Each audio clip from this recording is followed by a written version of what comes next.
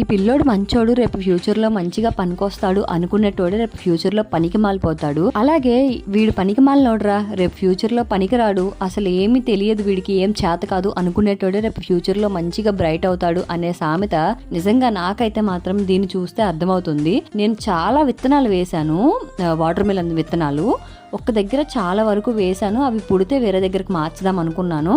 అస్సలు ఒక్కటి కూడా మొలకెత్తలేదు.